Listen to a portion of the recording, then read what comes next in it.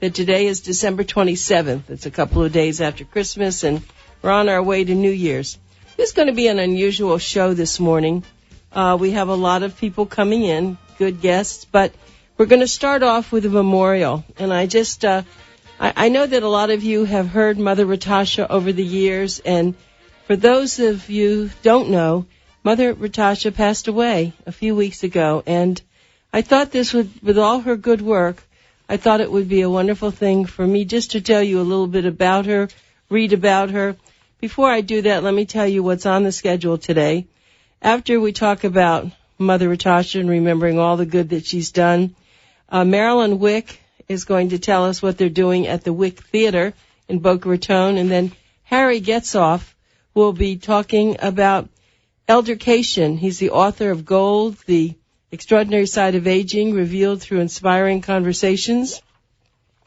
And then, of course, Dr. Andy Mencia will be coming in, and we're going to talk a lot about him and how he's affected me personally, because Bill's been sick and he's really helped him. And then we're going to end the show with Linda Sauget, who wrote the book If You Think It, and that's a wonderful book. She writes a column every month. And so it's a diverse show this morning, but I just want to read some things in loving memory.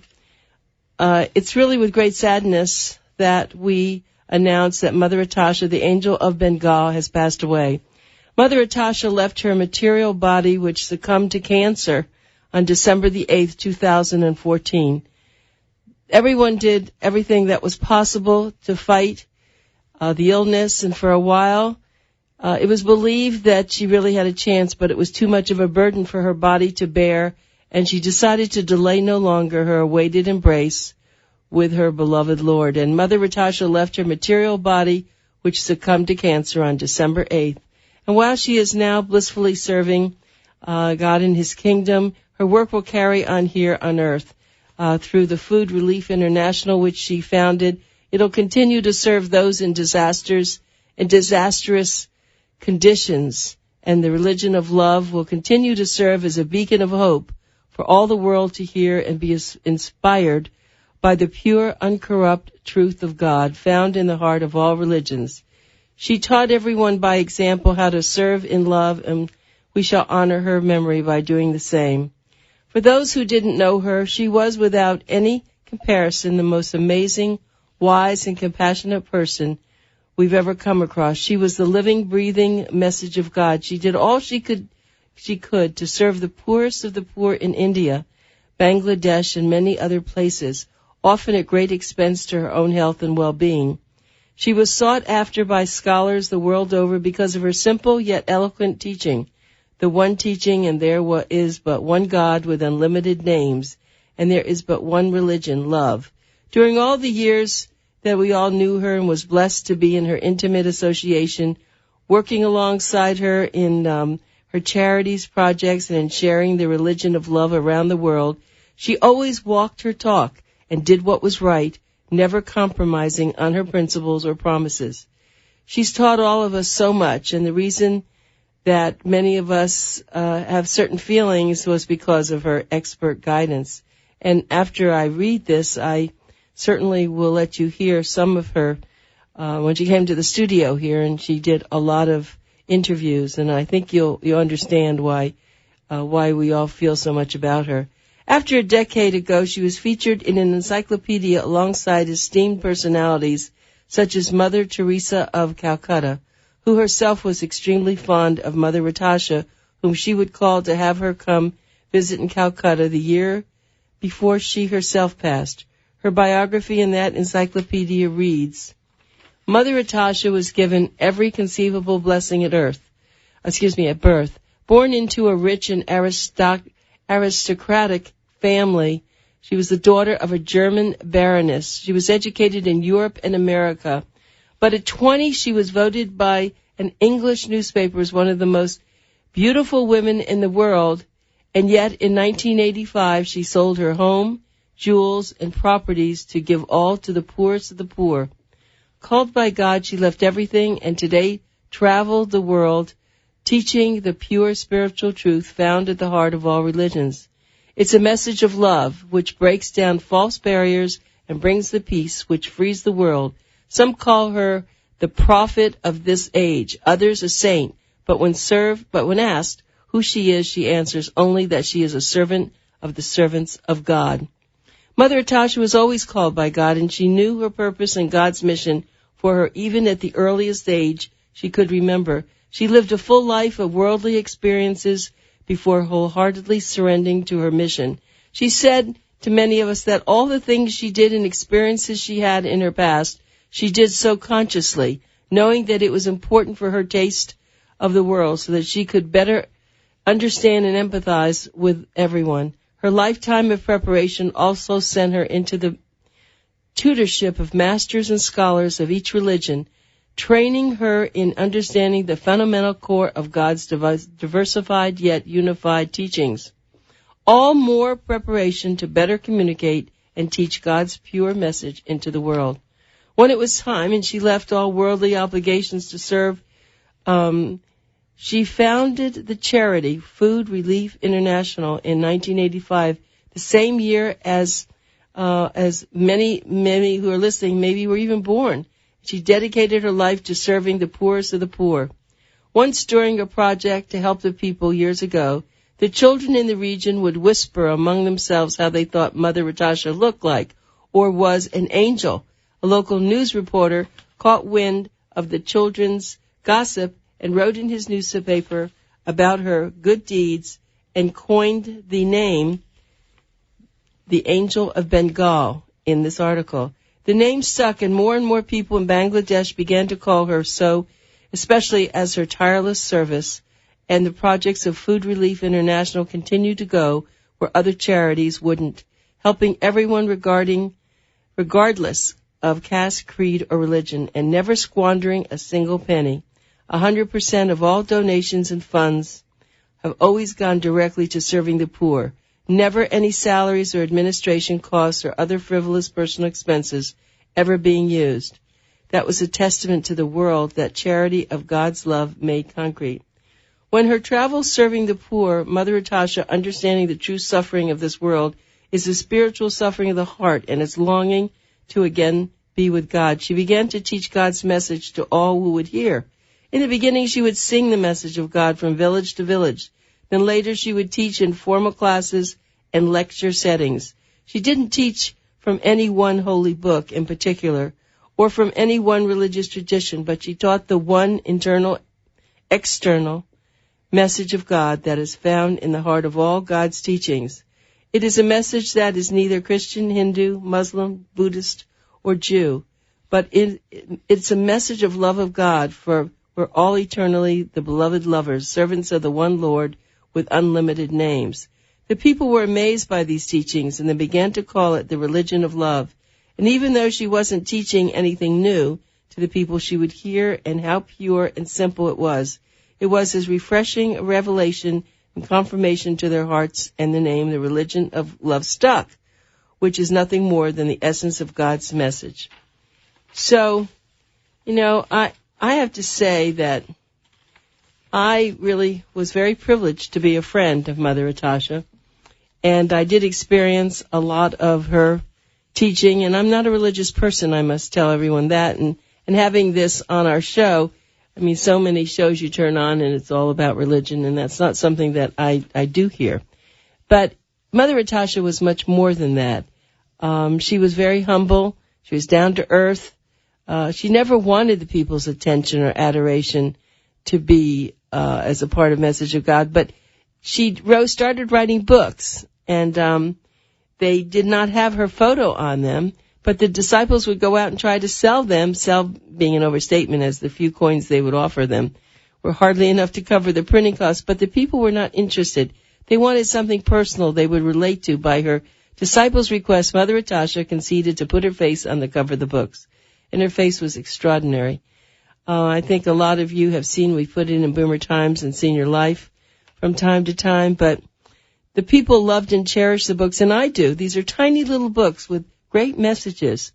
Often when people would meet someone who had a book, they never actually purchased it. Somehow the books would travel from person to person, knowing with a mind of their own where they should go, as they inspired and would inspire and the teachings left and right. It's the personal relationship we all hunger for. And so the books are all written from the perspective of Rajak Khan as narrator.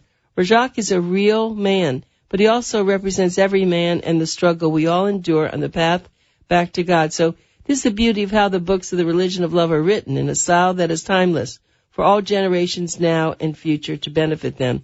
And I must just take a second to applaud Rajak. Rajak was her major disciple for so many years. And so he's there now. He's going to carry on her work back in Bangladesh. And I hope that if there's some way that you can, whether it's contribute or pass on this great idea of the religion of love, I hope you'll do that. And this actually, a lot of this was written by another disciple who is now in California, Hassan Ali, who was here and helped a lot when she was so ill. We all just really couldn't believe she was not going to be with us. I'm still in shock, but I do see her. I see all her good. And so if you will go to her website, which is the Religion of Love, I think you'll know a lot more about her. But I'm going to play now for the next probably 45 minutes a lot of our interviews. This was a wonderful woman, and many people that we live and we die, but there aren't many people who leave such a heritage for so many others. She was special, and I think all of us were touched in some way, even though many of you never knew her. I'm sure if you heard some of her speech, you would know. So let's listen for a while. Well, we're back with Mother Rytasha, who is the religion of love, and we are talking about the teachings of Mother Rytasha, and she does a lot of this through her books. But we were also, we keep going back and forth on things, but I think it's very important that you tell people about the huge groups that come to listen and to learn and to experience, and hopefully they go away with a rebirth. Yes, well, as I was telling you, the last big program we did was 500,000 people came, which was just huge. You just saw people to the horizon. It just went on and on and on. And very often after we give a program, people will come and say, I want to join. I want to, let us come with you, and we'll leave everything. We don't encourage that. No, but they are left, though, with something now to start living their life differently. That's the idea, yes. And now you don't have enough books to give 500,000 people. What do you do? Oh, we print huge in the East. We don't give them there. There we would be selling them, but we sell them for the price of like 2 rupees, because we found if we don't, people don't take them, won't read them. That's a very good point, right? But we sell them for cheaper than they cost to actually even print. And it was interesting because one man complained to one of the boys, Hassan Ali. He said, God's message should be free. And Hassan Ali said, it is free. You're only paying for the paper and the ink. That's well said. And that's true. But at the same time, anybody that goes on the internet can have them for free. Yes, that was a very important issue, and you and I both, as you said, techno, right? Well, I felt that I like to be with people in person, but it's obvious even in our business with communications, it's so important, because now this radio show that we're doing right now not only can go out on the waves here in our South Florida area, it's going to go out to the world, and we can either do it by just the radio, or we can now do it by YouTube, which is wonderful, miraculous. It is wonderful. And the thing is, my goal is, and my work is to bring the message of God. It's not about me.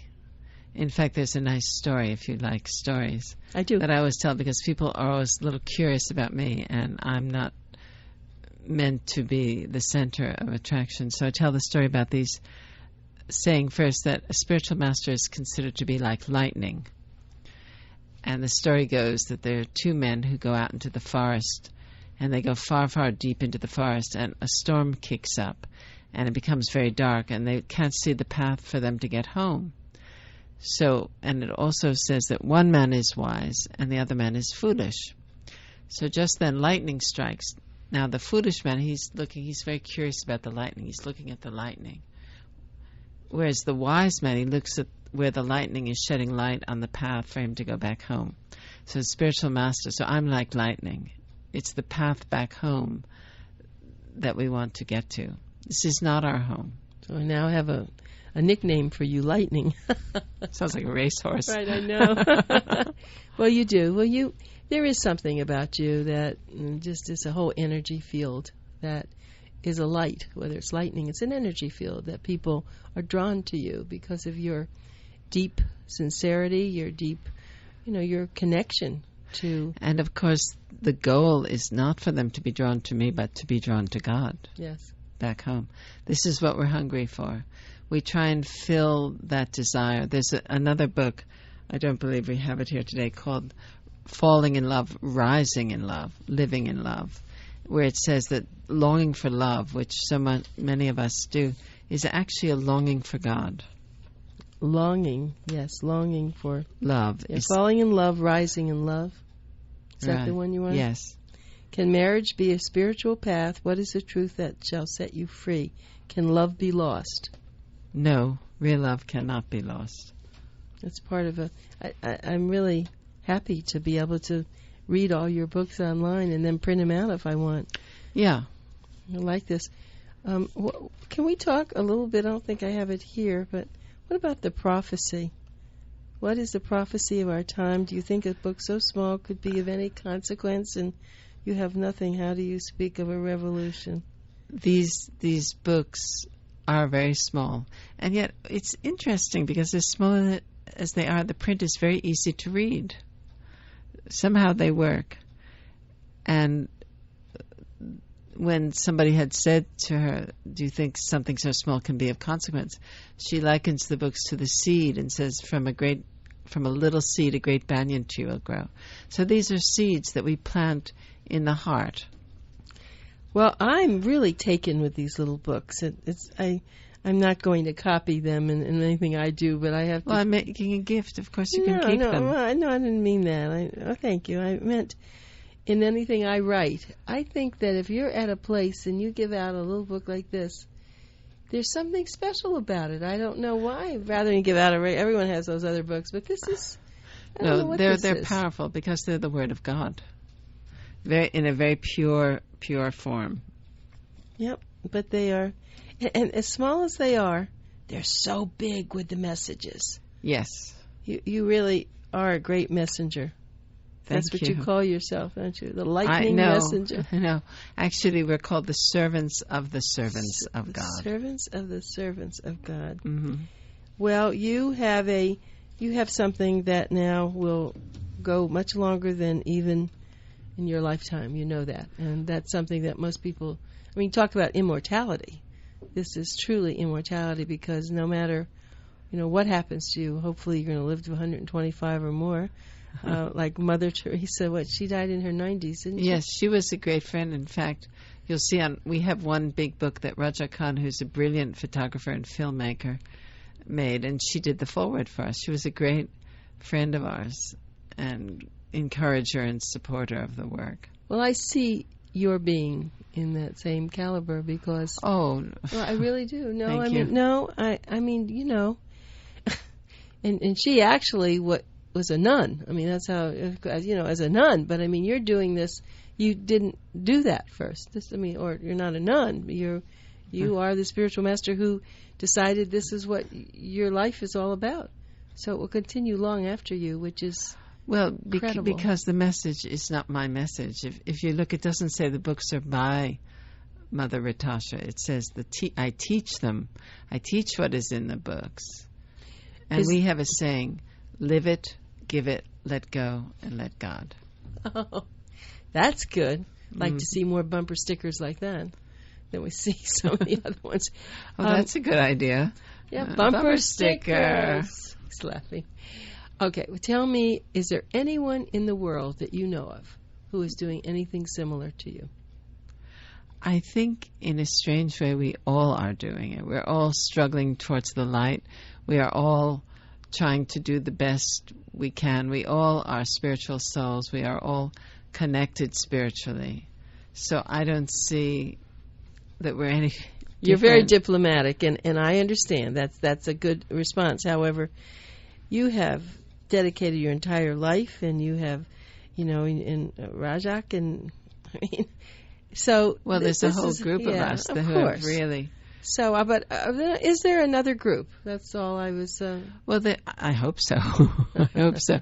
But I'm very much, with my Blinded, my right, work. So I don't know.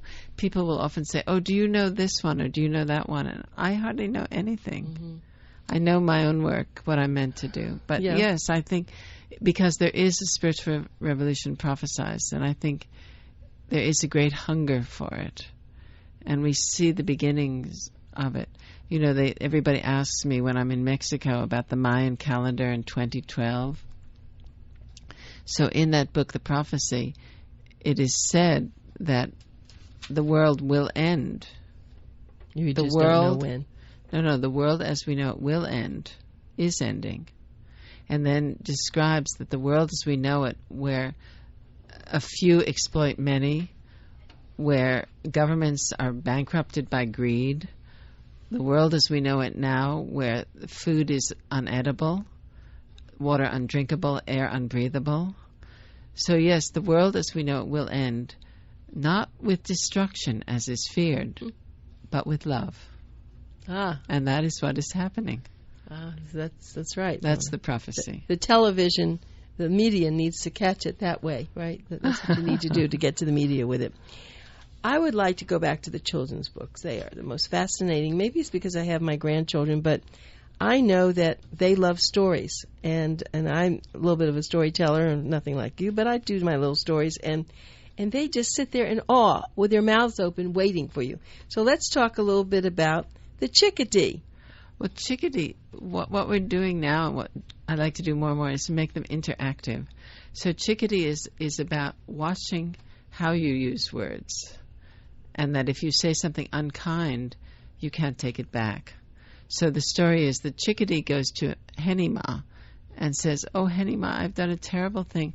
I got so angry with all the other animals that I said terrible things. They weren't even true, but I said terrible things, and now nobody wants to play with me. I said sorry, but sorry isn't working. Henima, you're wise. What can I do?" So Henima says to chickadee, "Take this bag and gather up all the feathers all around the barnyard and fill the bag up with feathers and come with me." And so chickadee fills this big bag up with feathers, and Henima takes chickadee up to the highest hill where there's a lot of wind, and she says, "Okay, throw the bag, empty the bag into the wind," and the feathers fly everywhere. And Henima says, "Quick, chickadee, pick up all the feathers." And chickadee runs here and here and there and here and there. And finally she says, "I can't get them all. They've blown all away." And Henima said, "That's what happens with words. You cannot get them back in the bag." And it's so sweet because when we have a little fan and the chickadee throws the feathers, and then we tell all the little children, quick, catch the feathers, fill up the bag. And they love that. They think that's great fun. And then chickadee says she learns to be very careful with words, to only speak what is truthful and beneficial. That second line it's actually a line from Srimad Bhagavatam, a great esoteric text of the Vedas in India, to speak the truth when it is beneficial. So chickadee learns to do that and has lots of friends, and they all play together happily. So the children also learn, be very careful what you say, because you will not be able to take it back. Isn't this, now, you wrote that when? Recently? Chickadee is a year or so ago.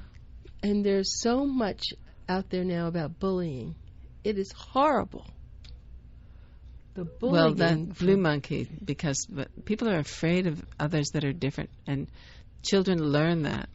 Well, not only the different, but just saying things, okay, so you're different, and then the chickadee part, saying things to hurt people.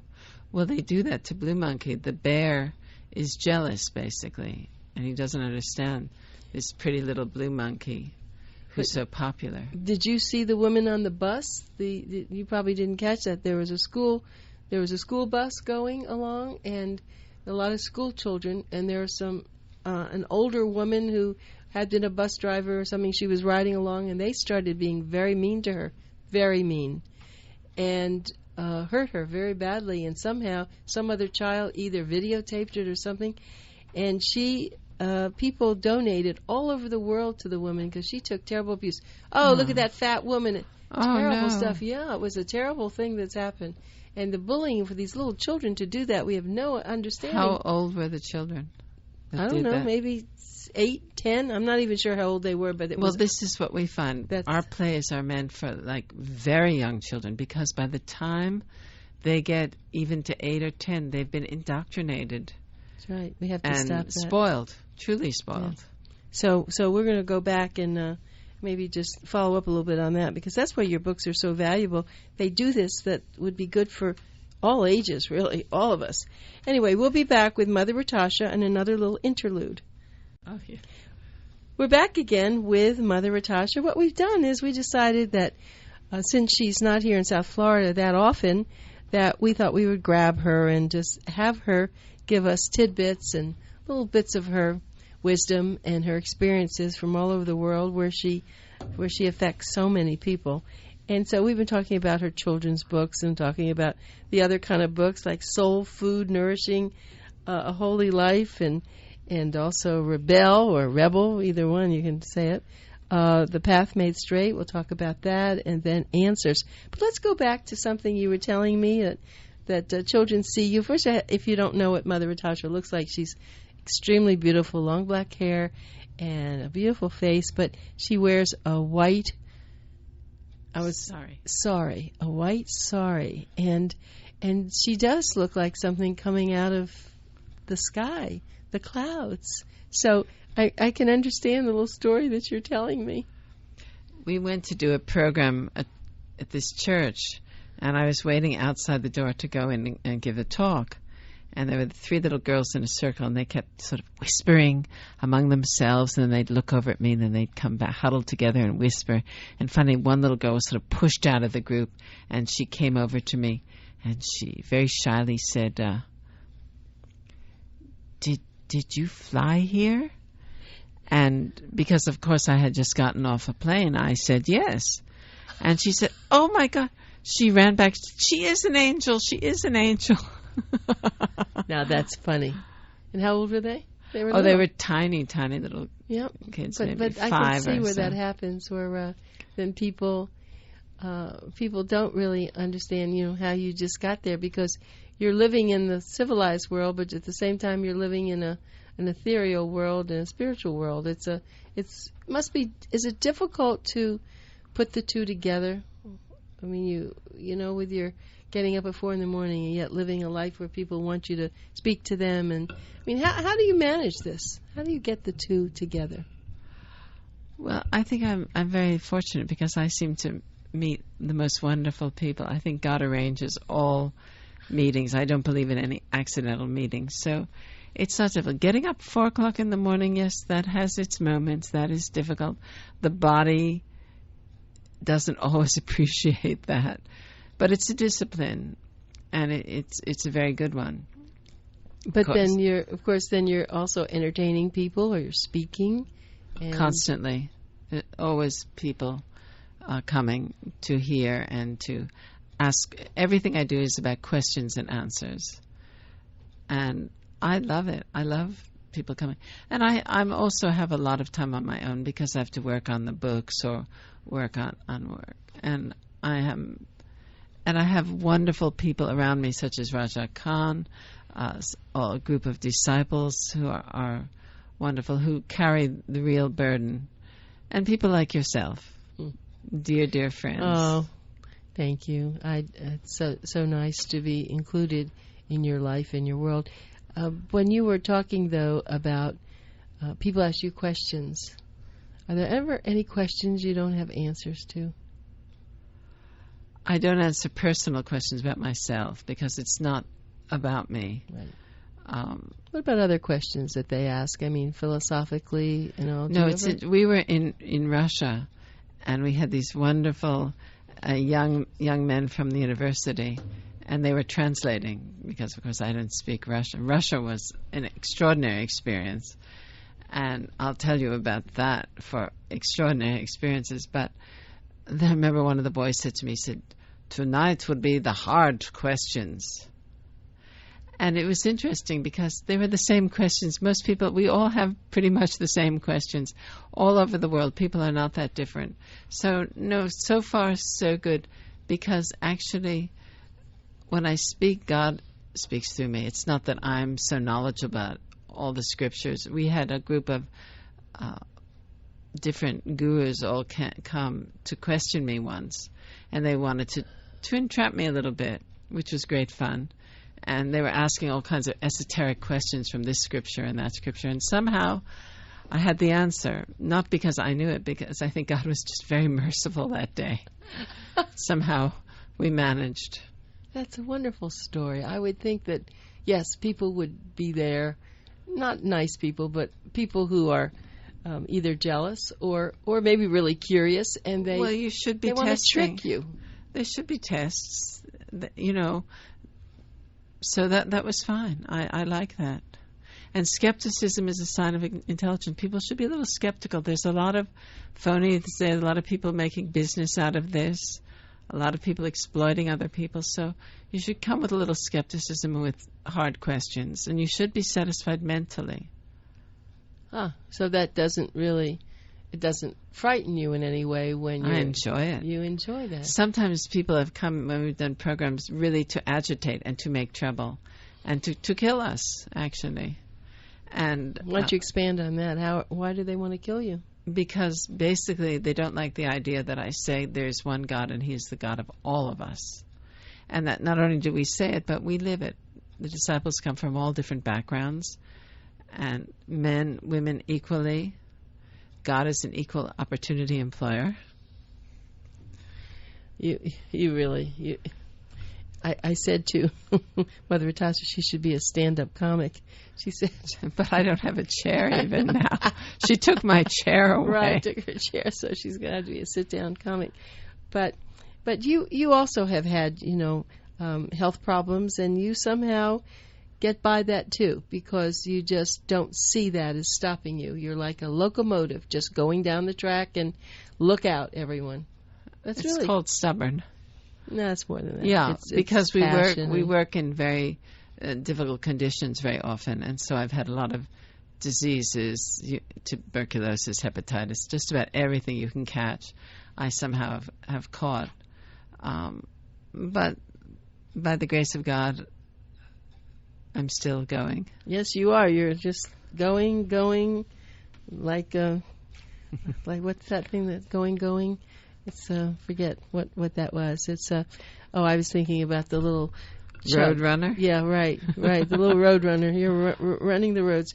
All right, let's go into your little children. As you can see, I'm totally fascinated by your children's books. So if you want any of these books, if you want to see them, you have to go to the website, which is thereligionoflove.net.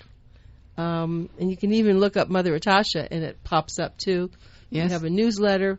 The website, you'll be able to see Mother Rytasha. You'll be able to see the YouTube. You'll be able to see her disciples.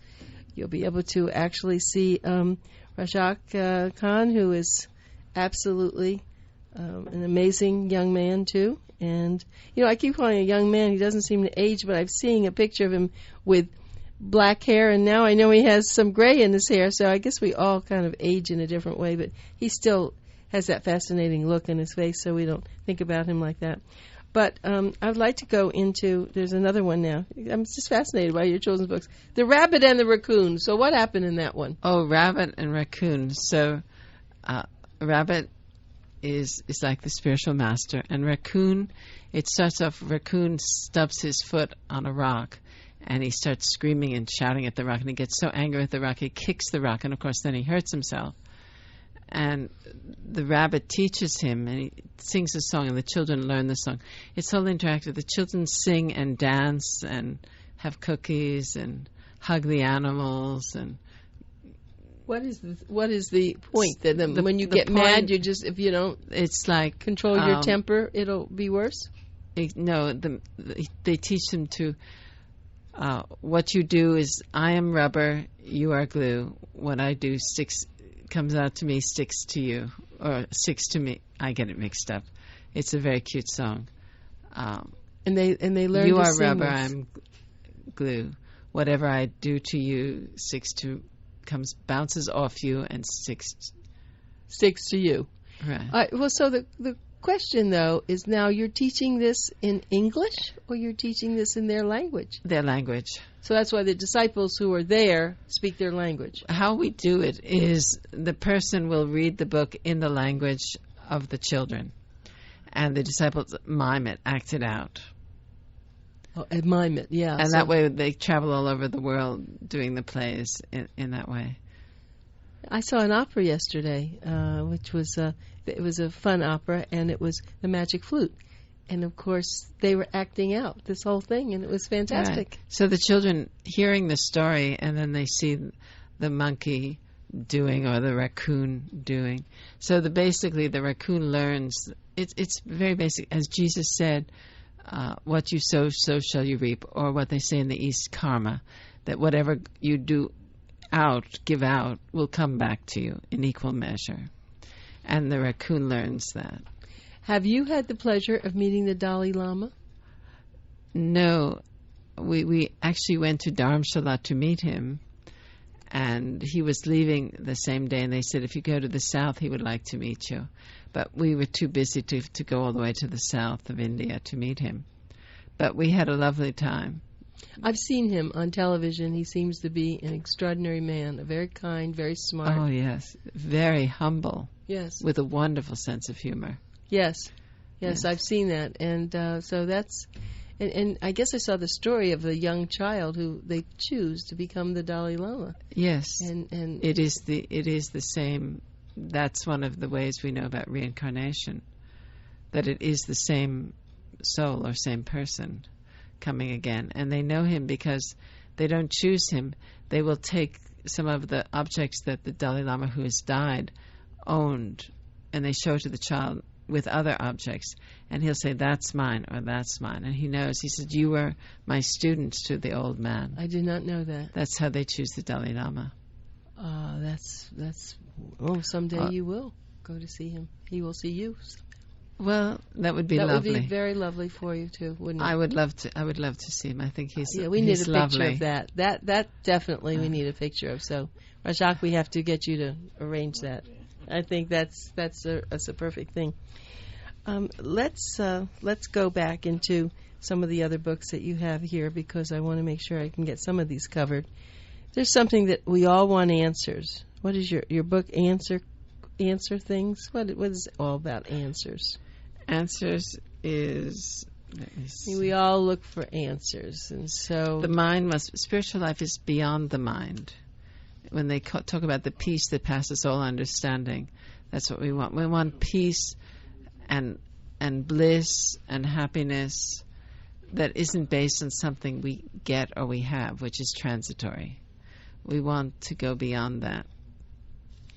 And so the answers. So book, they ask. It's a group of people come together of scholars and holy men. They come together and they ask her to come.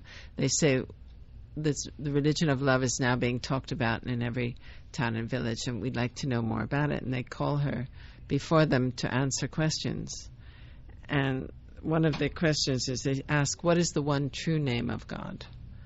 So, because people will fight over that. Sure. I mean, we see this here in this country with all the religions, and they forget what the whole point of it is, right? Right. We say those who fight over the messengers of God have not understood the message of God. Oh, well said. Well said. And everything that you're doing, really, see, it's not just prophesying. Religion of love is meant to break down these false barriers that men have created. There is only one religion, and that is love. And what is different is custom, cultures, language, things like that. And differences should not be divisions. Right. We were talking at that lunch we had the other day about people who are gay and how it just if you're really a religion of love, that person's love. I mean, there's no way for you to start to find fault, and yet we have big groups of people here in the United States who are against this, against that. They have no right to do that. Well, people are people, and people do all kinds of things, and I don't think it's, that we have the right to be so judgmental. The religion of, as we said in the beginning, God is for everyone. Spiritual life is for everyone. Okay, well, we're going to stop this, and we're going to wait to go on to the next one. Mother Rytasha is my guest. We all feel privileged to have her here in South Florida and we can find sharing out what her is town. the one true name of God. Okay, we'll be back to do that. Mother Rytasha is here in South Florida. She's at our radio station, and she is helping all of us think more clearly about love, the religion of love, your religion, whatever you're thinking, and does your religion really have love in it, or just words? Not only does she work on producing wonderful little books that we've been discussing, but she actually does the work. She's out in places that are remote, in India, Bangladesh, other places, Mexico, caring for people and trying to make everybody have a better life in some small way. So if you would like to donate, she would be always, of course, very happy to receive that. They take no salary. The group, they only just do the best they can to help other people who have not enough food or not even any food. And it's an extraordinary organization. If you go on the website, it's thereligionoflove.net, and you can donate there, or you can at least get the books and read them, and I think it'll make a difference, and maybe just help promote her. If you know other television or radio shows that you think would like to have her speak with them, please do that. So, Mother Rytasha, thank you again for being with us. And the book you have in your hand, one of your special books called Answers. Talk about that. Well, there was a group of people that came to question me. They said, we are hearing so often all over the East this religion of love, and we want to know more about it. And they were very sincere and very scholarly group. And one of the first questions they wanted to know was, what is the one true name of God? Because our practice is to chant the holy name of God. And so she answered him by asking him, if your mother calls you son, and your wife calls you husband, and your child calls you father, I now ask of you to tell to us, which then is the one true name? And he answered, all. And yes, she said, all. That's perfect. I will remember that. That is perfect. It's the same thing, but it's all called by different names. Well, as you are. Amazing. I call you Anita. Your husband may call you sweetheart or darling. Your children call you mother. But it's all you. Yes. And that's the message So of simple. Hati and the Penguin teaches that message. That's a children's book also teaches that. So simple, isn't it? Isn't it amazing? Because everything you've been saying is not, Not only is it simple, it's all doable. One can become truly successful in life at any age, at any stage. And that is really what life is about, to find that ecstatic happiness and to go home again to God and to take as many friends with you. And everybody's our friend. So in talking about what's happening in society today, you're feeling that all the turmoil all throughout the world is the way it's supposed to be now, because yes, the turmoil or the terrorism that we see, the bad things, are the last desperate gasp of a dying way of living, and that's why it looks so bad. But there is a desire that is coming up for the beautiful, the true, the uncorrupt.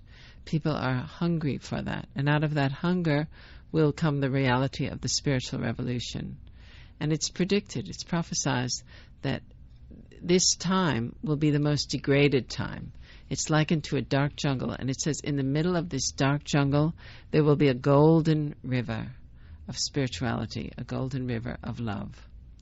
So side by side, we will see a very degraded time, and we also will see a great spiritual time. And everything spiritual is a matter of choice. We have free will. All right. So there are people, of course, in all the various religions, and they go to a bricks and mortar thing to be able to hear someone speak to them, a minister or a rabbi or someone. Where are they going to hear you when you're not here? I mean, so there are no places for them. They have to do this. How do they do this? Well, I often speak in what I call the Cathedral of the Trees. I'll often speak in the East under a tree, which is my favorite place. I love that. But we do have a center in India, in Benares. We have a center in Bangladesh. We do give talks, even in South Florida. On the 22nd, I'm giving a talk at Rabbi Devorah's home. But it's not to hear me. It's really, the message is all in the books, in the videos. And ultimately, it's between them and God. You will hear yourself. That's a good explanation. So people now can get on the website, they can get the books, they can see what you're doing, and they can communicate with us. They can, can't they? They will do that through by email? Yeah, there's an email address, and we're very good with that. All right. So in trying to put all this together in some way, you have now, I think you said you had 8 books? No, we have, I believe, 17. 17 books. How did I lose that? 17 books. I guess I was looking I didn't at your bring website. them all because I found that most of them are sold out. 8, 9, 10, 11, 12, 13. Okay, so there must be. And then the children's books. Oh, right. Okay. And the new books. Oh, my heavens. So you have all those books, and you must make thousands of each one to be able to give them away. Hundreds of thousands. Hundreds of thousands. And so the money that people contribute to you has to go to paying for the printing. This is, and if they contribute $500 or more, their name goes in it as a generous. You can see at the bottom there it says by the generosity. Yes, by the generosity. So they also become part of this beautiful mission of love that God is sending into the world. So it's like sponsoring something. It is exactly like that. They can sponsor a school. They can sponsor book printing. They can sponsor the children's program. There's many things they can contribute. Now, can people come out to in Bangladesh? Can they actually? Yes, people do. And where do they stay? It depends on the person. There are some guest houses and places they can stay. They can stay in our center, or in a hotel, or. So you probably don't have a lot of people doing that at this point. No, it's a bit rugged for people. It's a bit rugged, but if someone here in the United States wants to start something to help you, what would you suggest that they do? Just contact you through the internet? They will find on our website ways they can, all the different programs if they want to sponsor something, or contact us, yes, if they want to help. That would be great. Email us. And in your, especially, I don't know why I think this, but when you're in a place like Bangladesh and I see faces, they seem pretty old. Do they live longer in Bangladesh? Their average life expectancy, the last survey that I know of, was 47. So what I'm seeing are just people who are just look old too. People yeah, in their 40s they just age. Look old. They age very, very quickly because poor nutrition, poor sanitation, no health care. It's very, very difficult. Even cataracts, we sometimes have children coming in with them that we do surgery on. Yes. So they're really aging quickly. Yes. Is what you're saying. Yeah. And so it would probably be beneficial if we could even find a vitamin company that would offer vitamins. And if they would offer them for a lifetime, you can't take vitamins for a week or so. You have to. That's a lifetime thing. Have you had any occasion to talk with the founder of Google and No, I love Google. Because I thought that he and his wife and foundation support the children's organizations all over. Oh, I didn't know. Mm-hmm. But yes, that would be nice. Do you know them? No. Oh. No, I don't know. Does anybody out there? No, but I think Mr. Google, are you here? Yeah, right. But I think we'll talk about that, and maybe that's a way for you to be known to them if they don't already know you. And well, I certainly know them. I use Google all the time. I love Google. In fact, if you don't remember our website, you can just Google the Religion of Love, and we're the first one that comes up. No, it's true. No. And this could be, he's one of the richest men in the world, and so we can see maybe how you get in touch with him, because wouldn't that be nice to have someone like that support something? I don't know how he does that, but he certainly... I'd be interested. Yeah, so we'll have to think about that.